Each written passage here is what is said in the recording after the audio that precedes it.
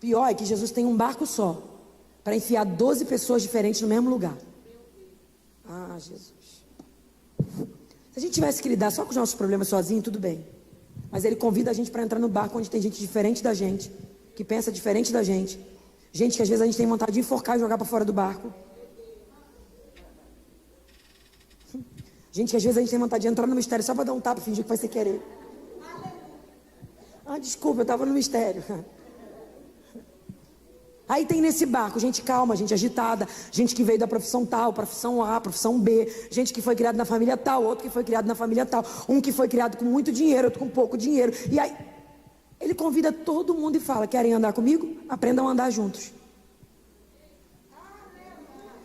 Ah, não. Eu me dou bem com fulano, Jesus, porque é parecido comigo, mas ciclano, não. Bom, você escolhe, quer andar comigo, aprende a andar com teu irmão. E aí você que é apaixonado por ele, você que não consegue viver sem ele, tá ali, dizendo para ele: tá bom, eu amo o Senhor, mas me ensina a lidar com fulano.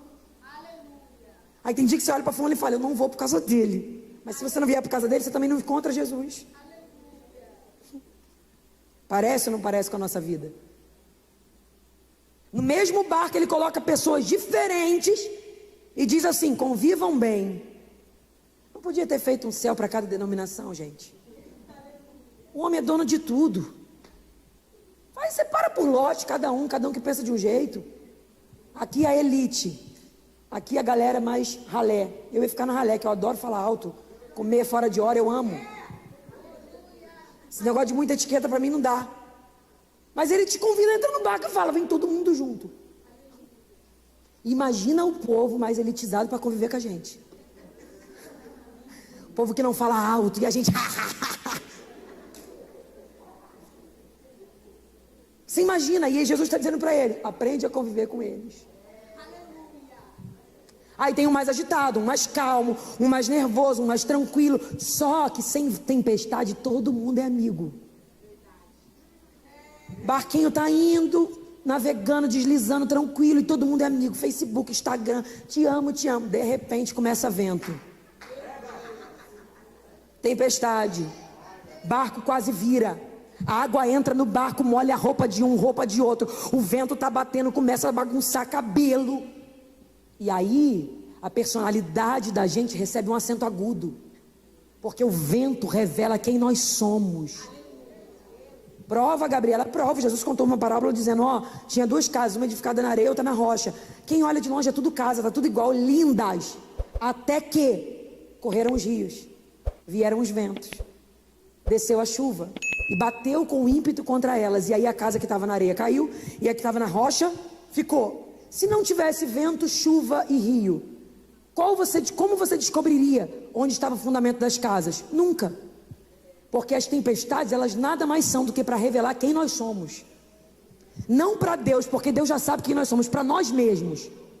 Porque a gente diz assim: eu tô crente, eu tô firme, eu sou uma bênção, eu sou fiel ao Senhor, até que toca no teu dinheiro.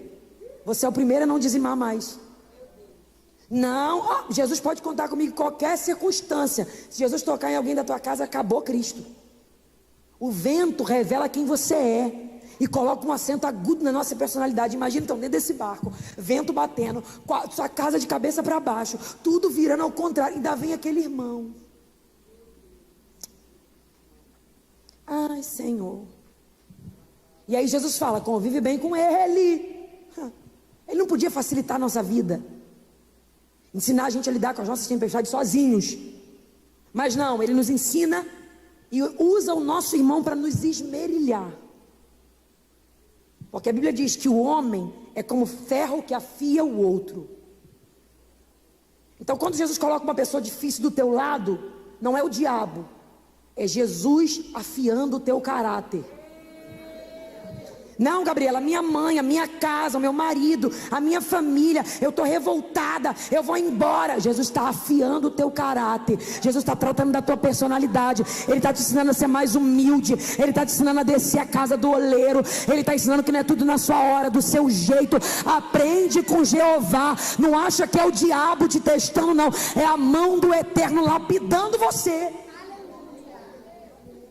E aí tá a gente Só que nesse barco, no meio do vento, tem um agitado que tira 10 baldes por segundo. E tem um lerdo que tira um a cada 10 segundos e pensa, onde é que eu jogo? Sou eu, a outra, sou eu. E aí quem é agitado quer socar.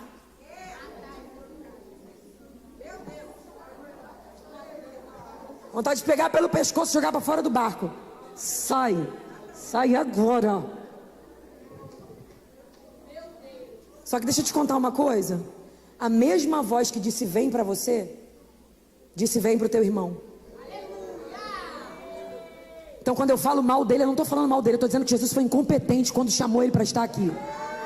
Estou dizendo que Jesus não tem competência no nível das escolhas. Então muito cuidado quando abrir a boca para falar do teu irmão, para falar de alguém. Porque o mesmo sangue que te lavou, lavou ele. A mesma pessoa que expirou pela tua vida, também expirou por ele e disse, está consumado. Se nós entendêssemos isso, haveria menos dissensão na igreja.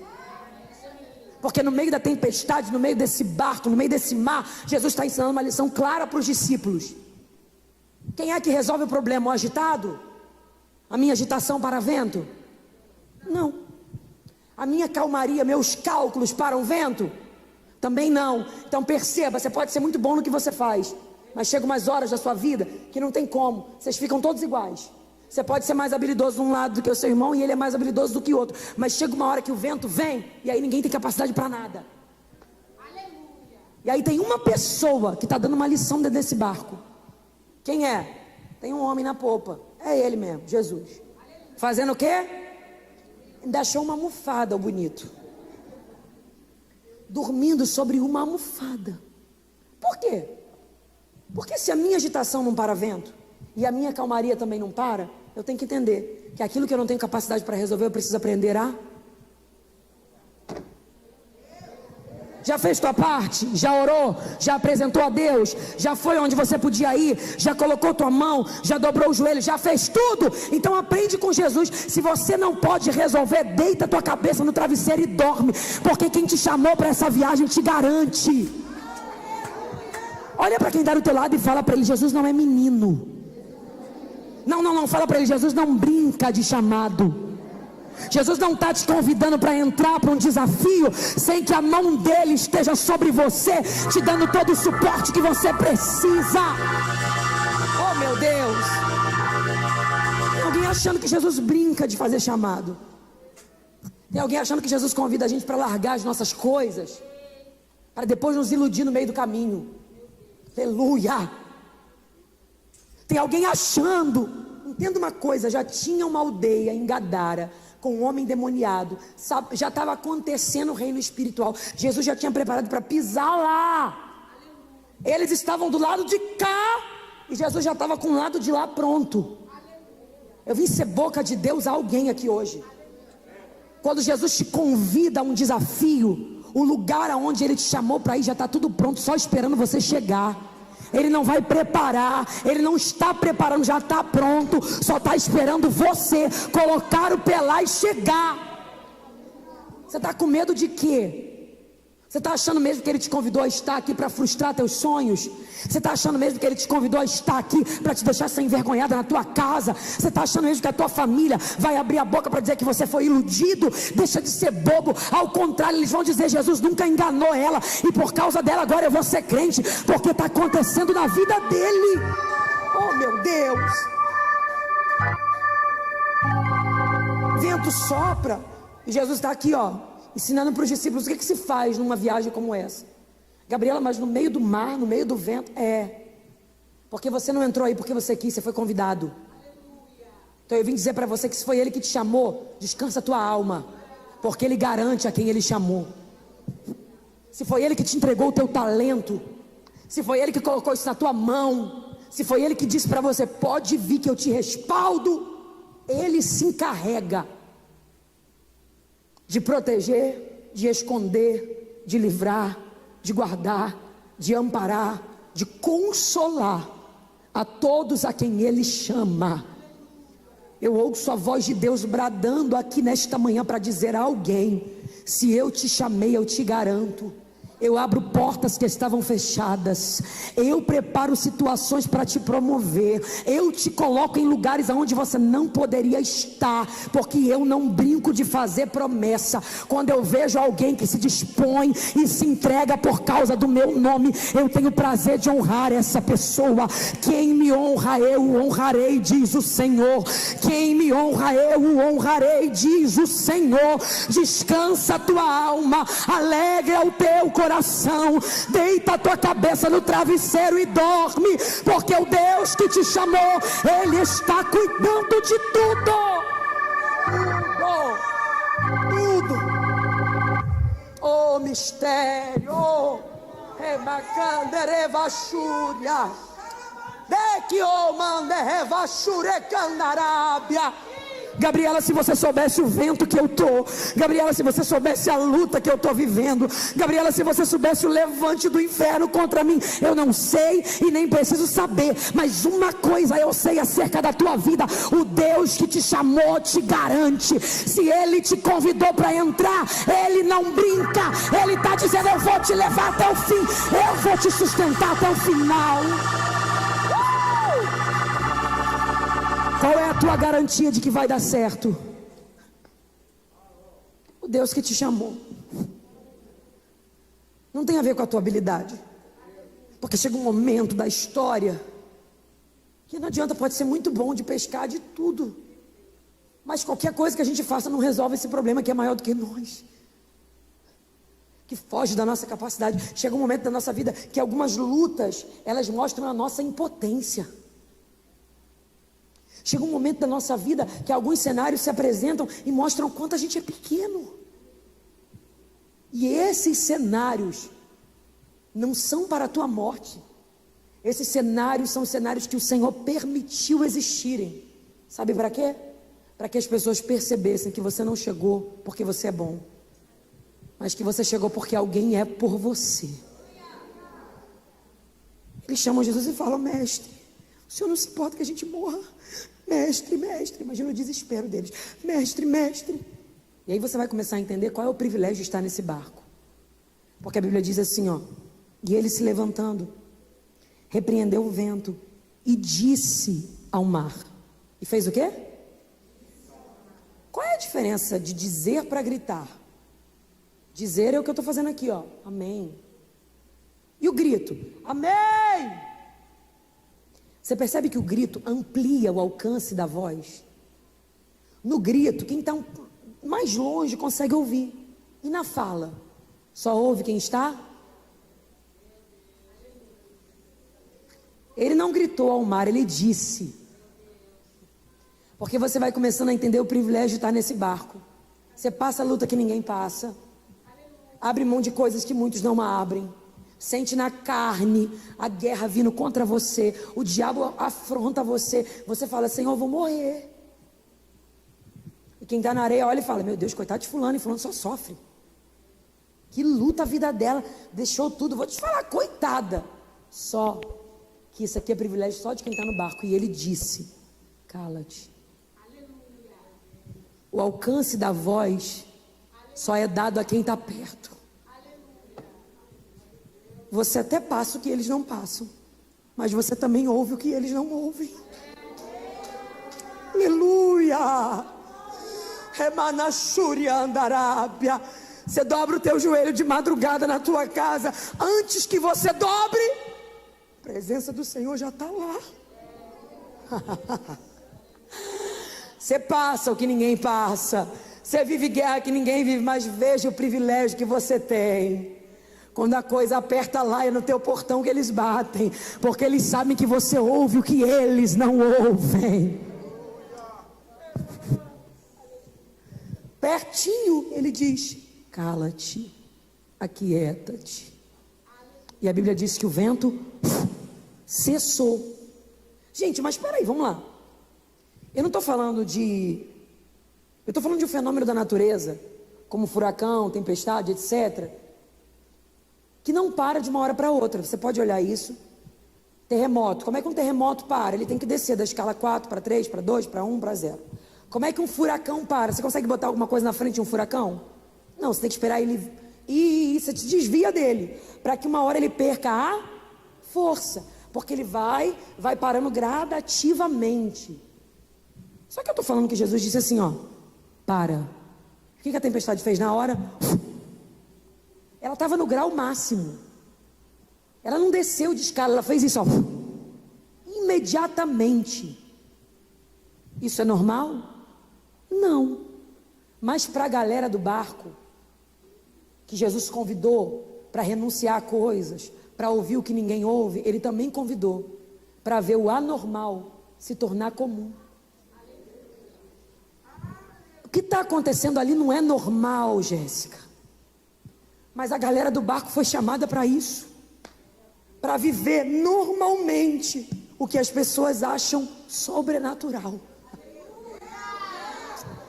Jesus curar um câncer anormal, mas para a galera do barco, você coloca a mão e diz: seja curado. Aleluia. Alguém sair das drogas é normal? Não.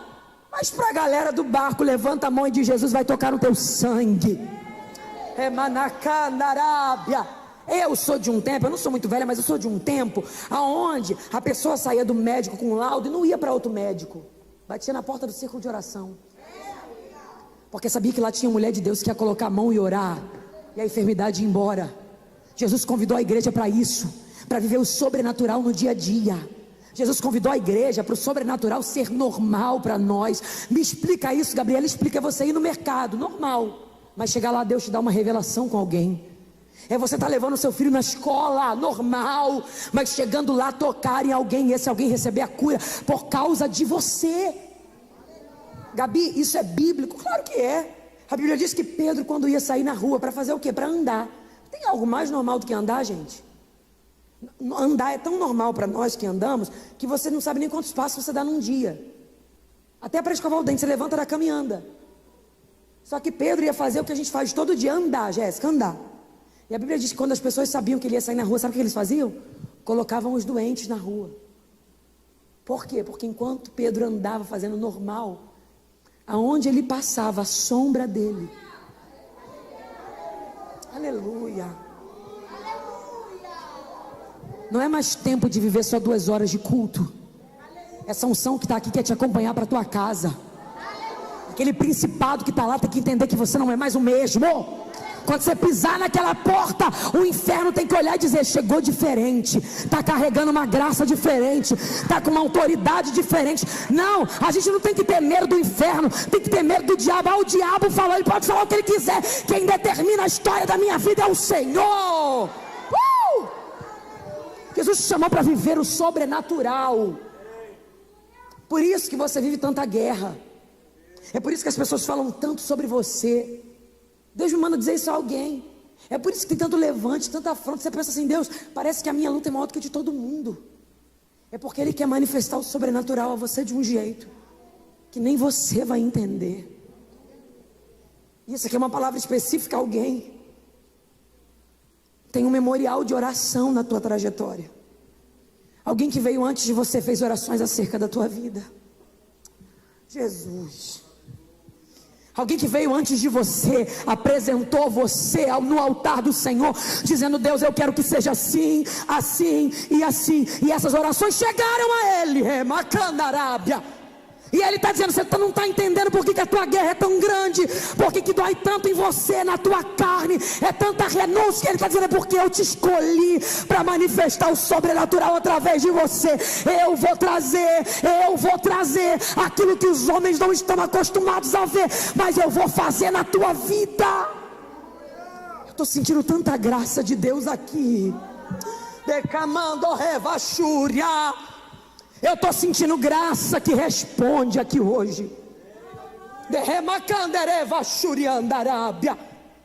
Você não entende o nível da batalha, você não entende o nível do ataque, mas tem um memorial de oração atrás de você.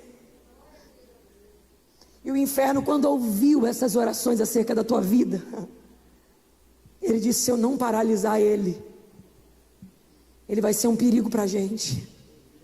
Oh, Jesus de Nazaré, se eu não atrofiar, se eu não prender ele em alguma coisa. É por isso que aconteceu tanta guerra na tua infância.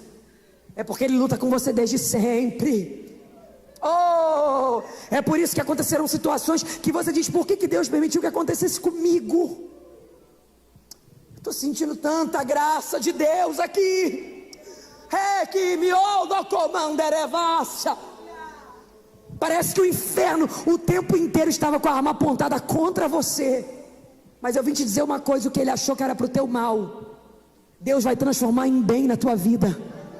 A escola de maior dor da tua vida, Deus vai usar você para tirar outros desse cativeiro onde você está. Deus vai erguer você e vai mostrar para os outros que Ele ainda é o Senhor. Aquilo que mais te fere vai ser a área onde você mais vai ser usado para curar pessoas que estão como você. Aleluia! Todas as coisas cooperam para o bem daqueles que amam a Deus. Gabriela, mas até coisa ruim, porque Ele pega o mal e transforma em bem. Mas a promessa dele sobre tua vida não vai cair por terra. O vento cessou e houve grande bonança, e Jesus vira para eles e diz: por que é que vocês são tão tímidos? Olha Jesus para eles: por que vocês são tão tímidos? Ele fala assim: como é? Não é porque, é como. Tipo assim, não tem nem o porquê. Eu não consigo entender o porquê. Jesus está dizendo, Ele está perguntando como que vocês ainda não têm fé. Ele está dizendo: vendo tudo o que vocês viram que eu já fiz, como é que vocês ainda têm medo dos ataques, das tempestades, das guerras? Como? O que Ele está dizendo é: vocês poderiam ter dito para a tempestade: para. Vocês poderiam ter usado e ter dito: acabou. Aleluia. Porque eu também confiei a vocês. Aleluia. O problema é que a gente não faz uso da autoridade que está sobre a nossa vida. A gente vem no culto, vê o pregador pregando, vê o cantor louvando, vê o pastor ministrando, e a gente pensa assim: eles têm algo diferente da gente. Não. A única diferença de mim para você talvez é que eu aprendi a usar o que está na minha mão. Você não vai ter tudo o que você quer, mas você tem que usar o que você tem. E você vai descobrir na Bíblia, ao longo da trajetória bíblica, que Jesus não usa pessoas com as mesmas ferramentas. Você vai ver Davi com uma pedra e uma funda. Você vai ver Moisés com um cajado e com uma vara. Você vai ver Sansão com uma queixada de jumenta. Você vai ver Gideão, cântaro, tocha e buzina. Cada um é de um jeito. Para cada um é de um jeito. Mas o segredo não é o que você tem, é quem te chamou para ir. Então você olha para o que você tem e fala: Gabi, eu acho que o que eu tenho é muito pequeno, perto do que eu deveria ter. O que você tem é essencial. Você vai aprender a usar o que Deus te deu. E usando o que Deus te deu, você vai descobrir que você é maior do que você imagina. Faz uma cara de... Eu não sei se você sabe fazer, mas faz uma cara de profeta para alguém. Eu vou te ensinar como é que é profeta lá de Xerém. Franze a testa assim, fecha os olhos na medida, olha rápido para dar medo. olha nos olhos dessa pessoa. Pergunta para ela: quanto tempo mais você vai desprezar o que Deus te deu? Quanto tempo mais você vai atrasar o chamado na tua vida? Pergunta para ele: quanto tempo mais? Era para você estar ministrando lá na frente. Fala para ele: a pessoa que Deus queria usar era você. Chegou a tua hora. Não, chegou o teu tempo. Não é mais para dar desculpa, não é mais para fingir que não sabe. Deus te sentou aí para dizer: é a tua hora. Quanto tempo mais você vai desprezar o que eu te dei? Eu te chamei, eu coloquei um chamado na tua vida, eu quero te usar. Chegou o tempo, eu te dei uma unção diferente. Levanta desse chão, levanta desse chão. Chegou a hora de eu manifestar o meu poder na tua vida. Levanta desse chão. Oh glória. E aí eles chegam para trás e dizem assim, ó: quem é este que até o vento e o mar lhe obedecem? Por muito tempo eu li esses versículos e cantava: ai que coisa linda, quem é este? Até o dia que o Espírito Santo falou comigo assim: como assim quem é este?